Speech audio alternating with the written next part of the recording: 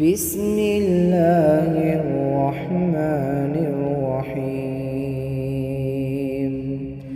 تبارك الذي نزل الفرقان على عبده ليكون للعالمين نذيرا.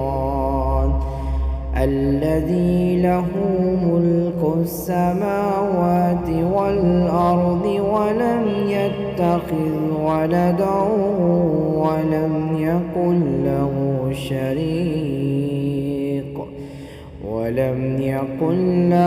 شريك في الملك وخلق كل شيء فقدره تقديرا.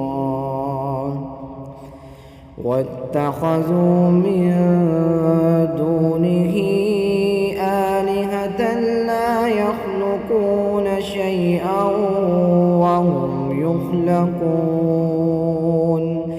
وهم يخلقون ولا يملكون لأنفسهم ضرا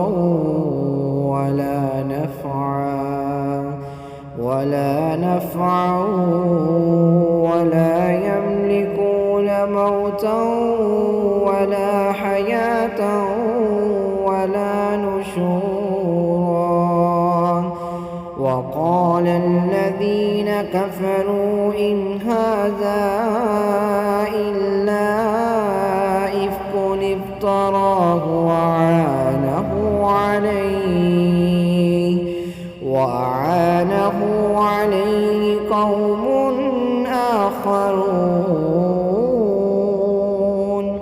فقد جاءوا ظلما وزورا. وقالوا أساطير الأولين اكتتبها فهي تملى عليه بكرة وأصيلا. قل أنزله الذي يعلم السر في السماوات والأرض إنه كان غفورا رحيما. وقالوا ما لهذا الرسول يأكل الطعام ويمشي في الأسواق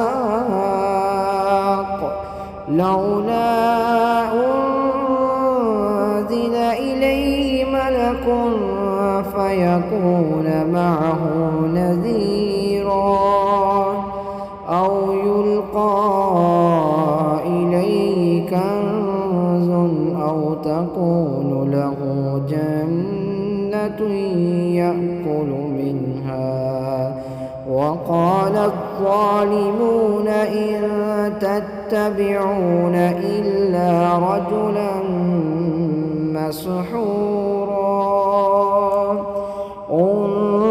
انظر كيف ضربوا لك الأمثال فضلوا فلا يستطيعون سبيلا.